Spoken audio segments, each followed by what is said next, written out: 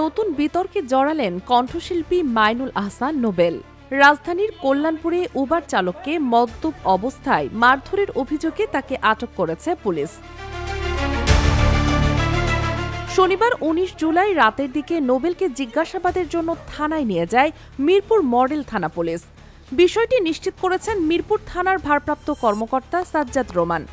থানা সূত্র ও প্রত্যক্ষদর্শীরা জানিয়েছেন, মদ্যপ অবস্থায় উবার চালকের সঙ্গে কথা কাটাকাটির এক পর্যায়ে তাকে শারীরিকভাবে লাঞ্ছিত করেন নোবেল।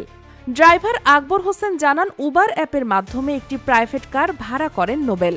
সঙ্গে ছিলেন তার স্ত্রী সালসাবিল মাহমুদ। গন্তব্য ছিল হাবুলের পুকুর পাড়, কিন্তু গন্তব্যে পৌঁছেও গাড়ি থেকে নামতে রাজি হননি নোবেল।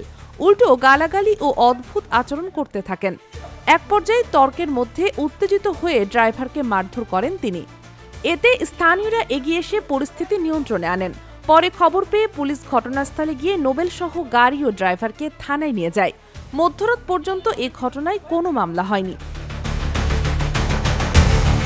এ বিষয়ে ওসি সাজ্জাদ রোমান বলেন, নোবেলকে প্রাথমিকভাবে থানায় এনে জিজ্ঞাসাবাদ করা হচ্ছে।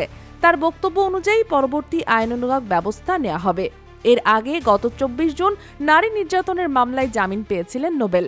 সেই মামলায় গ্রেপ্তার হয়েছিলেন ২০ মে, আর ১৯ জুন কেরানীগঞ্জ কারাগারে আদালতের নির্দেশে তার ও সালসাবিলের বিয়ে সম্পন্ন হয়। নতুন এই ঘটনায় আবারও আলোচনায় উঠে এসেছে বিতর্কিত এই কণ্ঠশিল্পী। Sheikh Masuma, daily hour, Bangladesh.